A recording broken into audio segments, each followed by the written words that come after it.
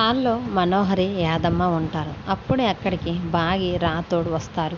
బాగి మాత్రం మనోహరి వైపు చాలా కోపంగా ఉరిమే కళ్ళతోటి మనోహర్‌ని చంపేయాలి అన్నట్లుగా బాగి చాలా కోపంగా మనోహరి వైపు చూస్తూ ఉంటే అప్పుడే అమర్ గారు కూడా మెట్లపై నుంచి హాల్లోకి వస్తూ ఉంటాడు.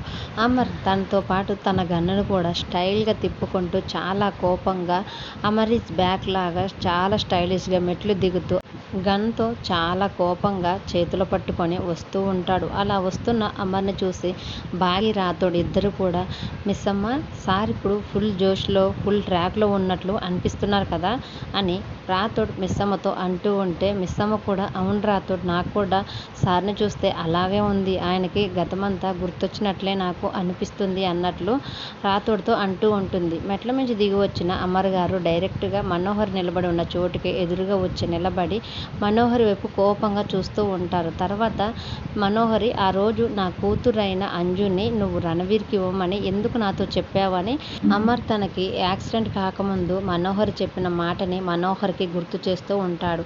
అమర్ అడిగిన మాటకి మనోహర్‌కి ఒక్కసారి చాలా షాక్‌లో ఉండిపోయి భయంతో అమర్ వైపు అలాగే చూస్తూ ఉంటుంది. ఆ రోజు నువ్వు అంజు రణవీర్ కూతురని నాతో ఎందుకు చెప్పావు? అసలు అంజు రణవీర్ కూతురేనని నీకెలా తెలుసు?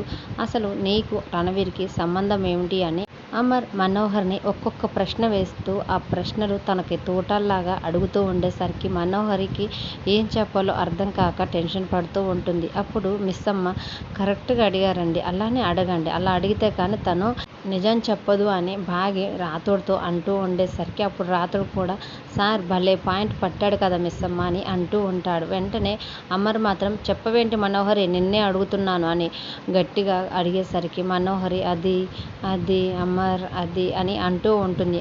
అమర్ మాత్రం చేతిలో గన్ పట్టుకొని చెప్పు మనోహరి అని గట్టిగా అనటంతో మనోహరికి ఏం చెప్పాలో అమర్ నుంచి ఎలా తప్పించుకోవాలో అర్థం కాక చాలా టెన్షన్ పడుతూ ఉంటుంది. మరి అప్కమింగ్ ప్రోమోలో మనోహరి అమర్ అడిగిన ప్రశ్నలకు ఎలాంటి సమాధానం చెప్పి తన మీద డౌట్ రాకుండా చేస్తుంది అనేది అప్కమింగ్ ప్రోమోలో చూద్దాం. వీడియో నచ్చితే ప్లీజ్ లైక్ చేసి మన ఛానల్ని సబ్స్క్రైబ్ చేసుకోండి. Thanks for watching.